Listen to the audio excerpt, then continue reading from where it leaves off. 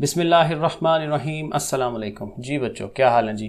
अच्छा भाई, मैंने कहा कि कुछ MCQs मुझे मिले हैं अच्छे वाले, तो मैंने कहा आप लोगों से शेयर कर दूं क्योंकि ये बुक में से भी हैं और उसकी जो एक्सरसाइज वाले और उसकी जो बुक के अंदर से जो चीज़ें हैं वो भी हैं। तो MCQs जो हैं थोड़े डिफरेंट आने हैं पहले से, तो ये मेरे ख्याल में तो आपको ज़रूर कर लेने चाहिए इनको भी। ज़रा बाकी चीज़ें तैयार करके उसके बाद ये वीडियो भी देख लीजिएगा, इसको तैयार कर लीजिएगा। तो जो पहला चैप्टर है हमारा, इसमें देखें क्या है। इसमें उर्दू मीडियम भी है, उर्दू मीडियम वाले भी साथ साथ इसको देख सकते हैं, समझ सकते हैं। पहला MCQ है, in simple harmonic motion velocity at extreme position. अपनी इंतहाई जो पोजीशन होती है वहाँ पे वेलोसिटी कितनी है, तो वो ज़ीरो होती है। इंतहाई पोजीशन पे वेलोसिटी ज़ीरो है।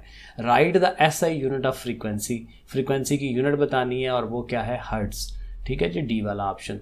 The maximum potential energy of a vibrating mass attach to spring.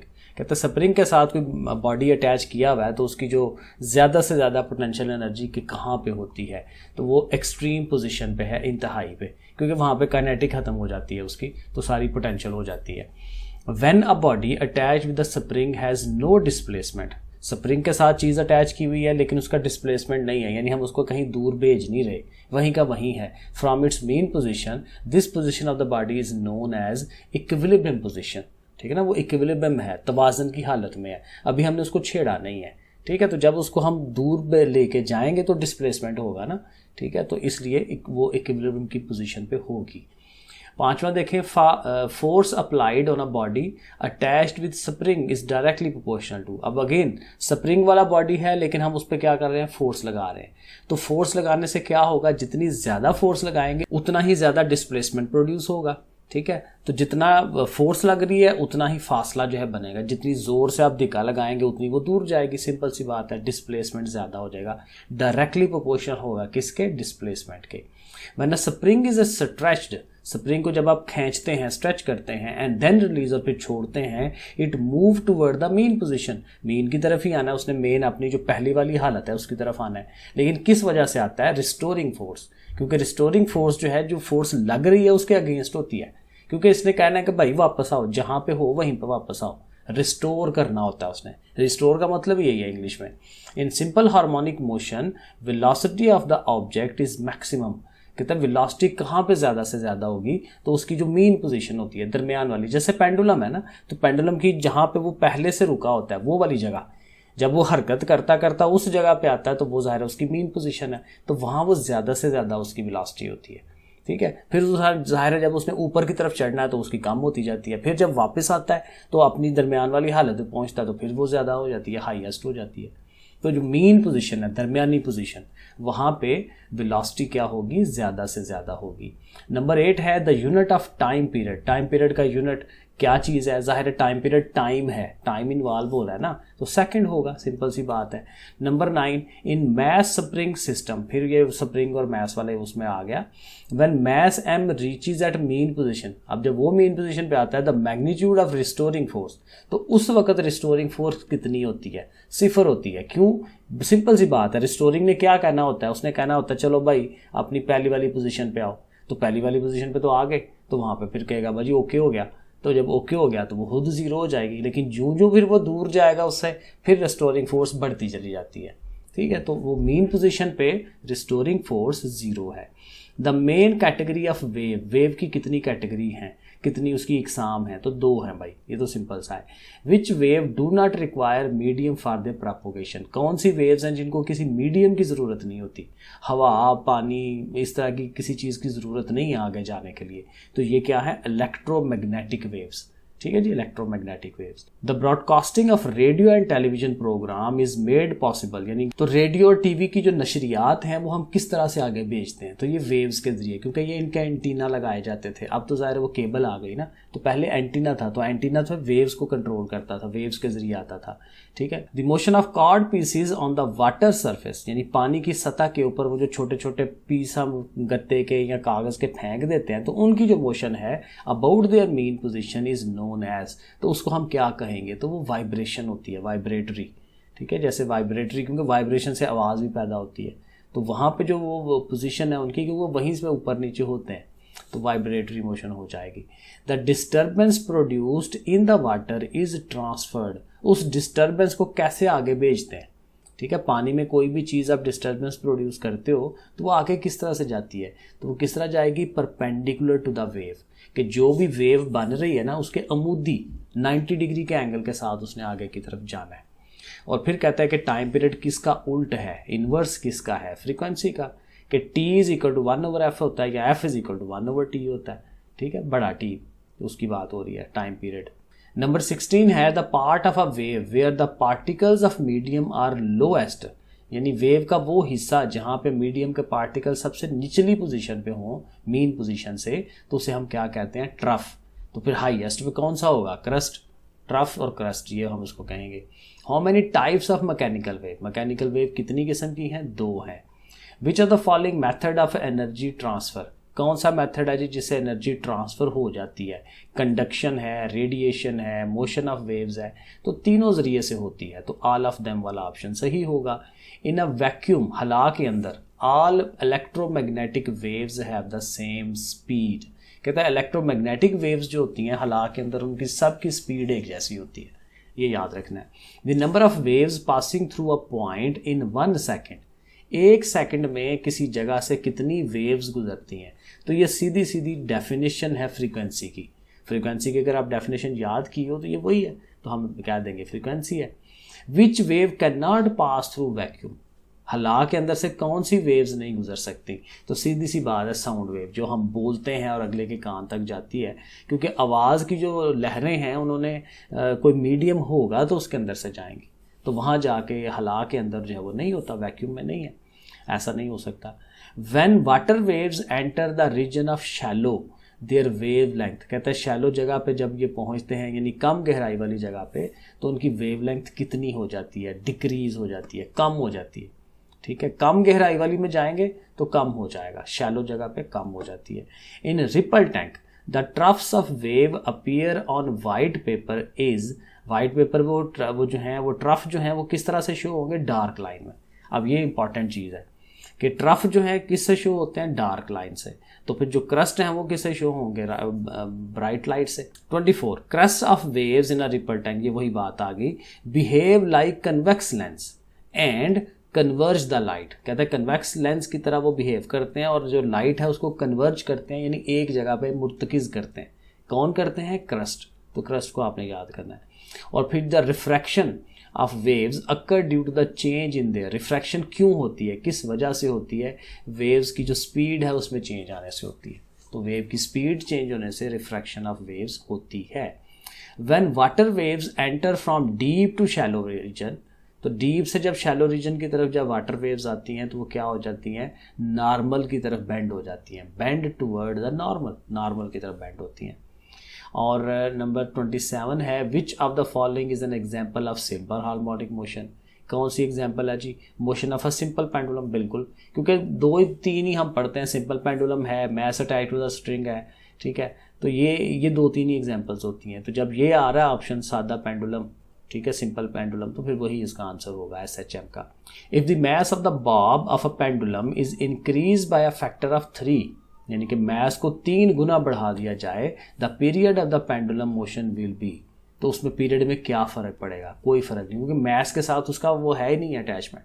जब आप उसका फार्मूला पढ़े ना तो उसके साथ मैस के साथ m आता ही नहीं उसके अंदर, तो फिर मैस को कम करें बढ़ाएं, उससे जो है उसके टाइम पीरियड में कोई फ़र्क नहीं पड़ना। Which are the following devices can be use to produce both a transverse and longitudinal wave, दोनों वेव्स बनानी है, ट्रांसफर और लॉन्गिट्यूडनल, तो कौन सी चीज़ से बनेगा, हेलिकल स्प्रिंग, तो स्लिंकी जो स्प्रिंग है उससे, हेलिकल स्प्रिंग जिसको कहते हैं, वो जो गोल गोल ऐसे घूम रहा होता है। और वेव्स जो है ट्रांसफ़र करती हैं किसको, एनर्जी को, वेव्स किसको ट्रांसफ़र कर रही हैं, एनर्जी को। 1-2 और रह गया। A large ripple tank with a vibrator working at a frequency of 30 hertz, ripple tank लगा हुआ है, काम कर रहा है, और किस फ्रीक्वेंसी पे काम कर रहा है, 30 हर्ट्ज पे, प्रोड्यूसेस 25 कंप्लीट वेव्स, 25 वेव वो बनाता है at a distance of 50 centimetre, 50 centimetre के फासले पर, तो वेलोसिटी ऑफ द वेव, तो वेलोसिटी कितनी होगी, ये 60 होगी। ले जी, तो ये इसकी हो गई जी चैप्टर नंबर 1 की। चैप्टर नंबर 2 शुरू करते हैं। इसमें पहला एमसीक्यू क्या है, which form of energy sound is, sound किस तरह की एनर्जी है। तो ये है जी मैकेनिकल इसे याद रखना है। व्हेन अ बॉडी वाइब्रेट्स, जब एक बॉडी वाइब्रेट करती है about it's mean position it produces, तो क्या करती है, साउंड, क्योंकि वाइब्रेशन होने से साउंड बनती है। वाइब्रेशन यही है कि एक चीज़ आगे पीछे बड़ी तेज़ी के साथ हरकत करती है, तो वाइब्रेशन से साउंड प्रोड्यूस होती है, आवाज़ पैदा होती है। So distance between two consecutive wave compressions and rarefactions is called, कि एक वेव है ना, तो वेव की एक दफ़ा ऊपर जाती है नीचे जाती है, तो एक ऊपर वाले से दूसरे ऊपर तक का फासला, यानी एक नीचे वाले से दूसरे नीचे तक का जो फासला है, इसको हम कहते हैं वो क्या है, कंप्रेशंस और रिफ्रैक्शंस। तो इनका जो फासला है ये क्या चीज़ कहलाती है, वेव लेंथ। एक ऊंचाई से दूसरी ऊंचाई तक, एक नीचे वाली से दूसरी नीचे, तो ये एक जैसी होती है, तो इसको वेव लेंथ कहते हैं। ठीक है, लंबाई, वेव की लंबाई कितनी है, wave length. The example of longitudinal wave is, longitudinal waves कौन कौन सी होती हैं, उसकी एग्जाम्पल क्या है, sound wave. Sound wave basically फिर क्या हुई, लॉन्गिट्यूडनल वेव हुई, इसको याद करेंगे। Which of these wave consist of compression and refraction, तो वही है साउंड वेव्स के अंदर ये कंप्रेशन और रिफ्रैक्शन होते हैं। ठीक है जी। Sound is always produce by, sound किससे प्रोड्यूस होती है, ये आगे भी हमने पढ़ा है, वाइब्रेटिंग बॉडी से, वो चीज़ जो वाइब्रेट करती है, वाइब्रेशन जिसमें हो। In our laboratory the device which is use to produce particular sound, एक खास किस्म की आवाज़ पैदा करने के लिए लेबॉर्ट्री में जो चीज़ यूज़ करते हैं वो क्या चीज़ है, ट्यूनिंग फोर्क। क्या पढ़ेंगे इसे, tuning fork. When we strike the tuning fork on a rubber pad, rubber pad पे जब उसको मारते हैं, the vibration of tuning fork can be felt by touching its, किसको हाथ लगाएंगे तो हमें वो वाइब्रेशन फील होगी, उसको हम कहते हैं प्रॉन्ग, जो आगे से उसके दो मुंह बने हुए होते हैं ना। ठीक है, एक को तो पकड़ के हमने ऐसे मारना होता है, तो उससे आगे दो मुंह बने होते हैं, तो उनको हम प्रॉन्ग्स कहते हैं, जिनको हाथ लगाने से हमें वाइब्रेशन फील होनी है। फिर है जी regions in which pressure of the air is greater than the normal atmospheric pressure, कहते हैं आम रूटीन में प्रेशर हवा का जितना है, लेकिन बाज़ जगहों पे हवा का प्रेशर ज़्यादा होता है, तो उन जगहों को क्या कहते हैं, कंप्रेशंस। जहाँ पे हवा का दबाव ज़्यादा होगा कंप्रेशन कहलाएगा। कंप्रेशन कंप्रेसर से निकला, कंप्रेसर का काम ही होता है उसको कंप्रेस करना, किसी चीज़ को दबा देना, ज़्यादा वहाँ चीज़ होना। So regions in which pressure of the air is less, तो ये उसी का उल्टा हो गया कि जहाँ पे कम होता है वो उसको क्या कहते हैं, रिफ्रैक्शन। हवा का दबाव जहाँ कम होगा वो रिफ्रैक्शन कहलाएगा। Compressional waves are also known as, compression wave का दूसरा नाम क्या है, लॉन्गिट्यूडनल वेव। लॉन्गिट्यूडनल कंप्रेशनल, एक ही चीज़, कंप्रेशनल लॉन्गिट्यूडनल, कंप्रेशनल लॉन्गिट्यूडनल, ऐसे याद करें। When compressional waves pass through the air the molecule of the air vibrate, तो एयर के अंदर से ये कंप्रेशनल गुजरती हैं वेव्स, तो जो हवा के जो मॉलिक्यूल्स हैं वो किस डायरेक्शन में वाइब्रेट करते हैं, in the direction of the wave. जिधर को वेव जा रही है कंप्रेशनल, उधर को ही जो हमारे हवा के मॉलिक्यूल्स हैं वो उधर को ही जाएंगे। The intensity level of train siren, train का जो सायरन होता है उसकी इंटेंसिटी कितनी है जी, 120 decibels, 120 decibel. Sound energy flowing per second, sound की जो एनर्जी है जो एक सेकेंड में गुजर रही होती है through a unit area held perpendicular to the direction of the sound. ठीक है, एक यूनिट एरिया परपेंडिकुलरली रखा हुआ है और उसके अंदर से साउंड की एनर्जीज गुजर रही हैं, उसके परपेंडिकुलरली गुजर रही हैं, तो उसको फिर हम क्या कहते हैं, इंटेंसिटी कहते हैं। तो 15 वाला है the intensity of faintest Audible sound, यानी कि एक बिल्कुल बारीक तरीन छोटी तरीन जो आवाज़ जो हम सुन सकते हैं ना, उसकी इंटेंसिटी कितनी है, 10 की पावर -12, ये आपने याद रखना है। 10 की पावर -12 है और WM-2 इसकी ज़ाहिर है साथ ही इसकी यूनिट है। We can distinguish between a shrill and a grave sound, एक पतली और एक बारीक सी और एक भारी आवाज़ में जो फ़र्क है वो कैसे हमें पता चलता है, वो पिच से पता चलता है। सो बेसिकली याद क्या रखना है, जो पिच होती है वो बेसिकली आवाज़ का पतला होना और भारी होना ना, वो उससे पता चलता है। The characteristic of sound by which we can distinguish between two sounds of same loudness and pitch, यानी कि लाउडनेस भी उनकी ऊंचाई भी एक जैसी है, पिच भी एक जैसी है, तो फिर हम कैसे फ़र्क उनमें करेंगे, उनकी फिर क्वालिटी से फ़र्क करेंगे कि क्वालिटी में कितना फ़र्क है।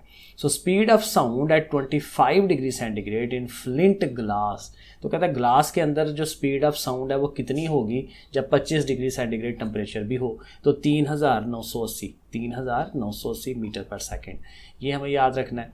और ये जो W पर मीटर स्क्वायर है ये किसकी यूनिट है, तो ज़ाहिर है अभी हमने ऊपर पढ़ा इंटेंसिटी ऑफ साउंड, साउंड की इंटेंसिटी कितनी है, शिद्दत कितनी है साउंड की, और 1 बेल इज़ इक्वल टू, ये जो बेल हम घंटी बजाते हैं तो वो उसकी कितनी है, तो 10 decibel.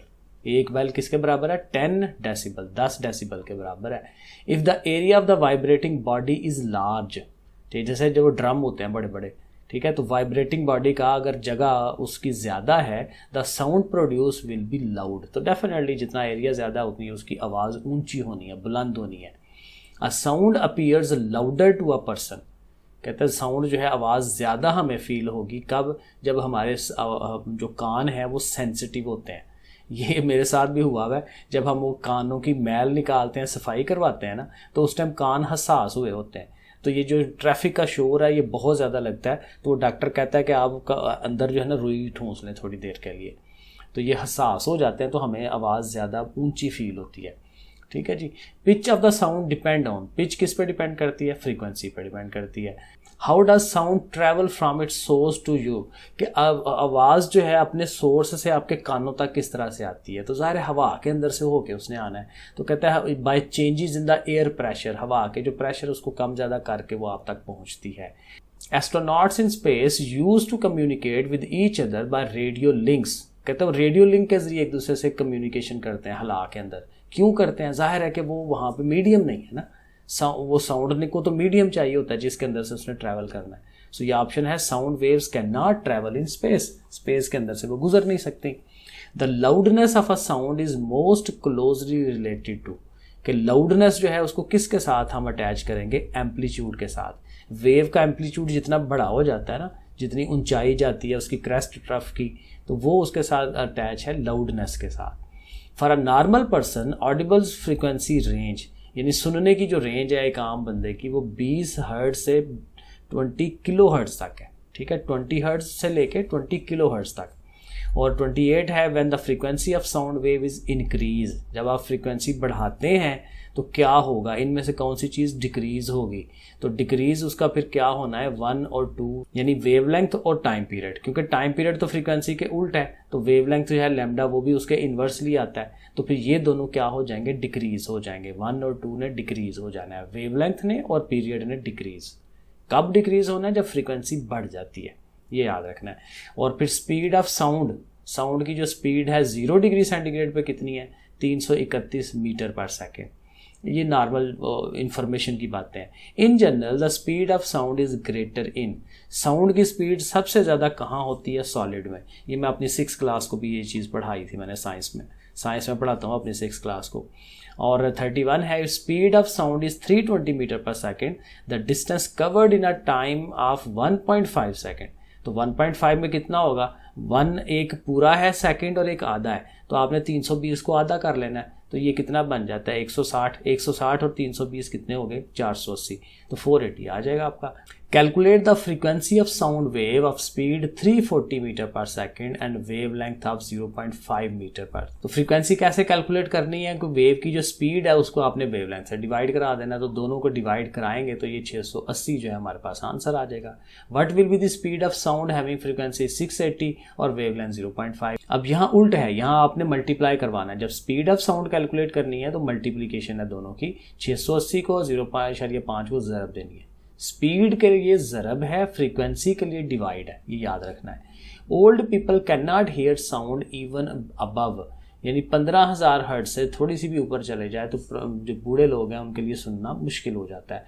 Ultrasonics are the sound waves with frequency higher than, किससे हायर होती है, 20,000 से, इसीलिए तो फिर हमें सुनाई नहीं देती, क्योंकि हमारे कान की जो रेंज है वो 20,000 हर्ट्ज तक है, उससे ऊपर जाएगी तो हमें सुनाई नहीं देगी, तो अल्ट्रासोनिक उनको हमने नाम रखा हुआ है। The level of noise recommended in most countries over an 8 hour work day is usually, कितनी रेंज है जी नॉइज़ की, 85 से 90 डेसिबल। तो ये रेंज अगर आ जाती है तो फिर वो क्या कहते हैं कि ये वो नॉइज़ है, नॉइज़ पोल्यूशन होती है ना। फिर the sensation of sound persist in our mind, हमारे जहन में जो आवाज़ की एक सेंसेशन है, थरथली जिसको हम कहते हैं, वो कब तक रहती है, वो 0.1 सेकेंड तक, बहुत थोड़े टाइम के लिए रहती है, 0.1 second. The frequency of ultrasound is then the frequency of audible sound, यानी कि ये जो हमारी अल्ट्रासाउंड है और ऑडिबल साउंड है, इनमें क्या रिलेशन है, कौन कम है कौन ज़्यादा है। तो ये जो अल्ट्रासाउंड है उसकी फ्रीक्वेंसी डेफिनेटली हायर होती है, अल्ट्रासाउंड जो है हमारे ऑडिबल साउंड से हायर होते हैं, सुनने वाली फ्रीक्वेंसी से ज़्यादा है। ठीक है जी बच्चों, फिर ये 2 चैप्टर हो गए हैं, बाकी इंशाल्लाह ये जुम्मे के बाद मैं करता हूँ। ठीक है, कोशिश करता हूँ मैक्सिमम ये आपके MCQs करूँ। ओके भाई बच्चों, अल्लाह हाफिज़।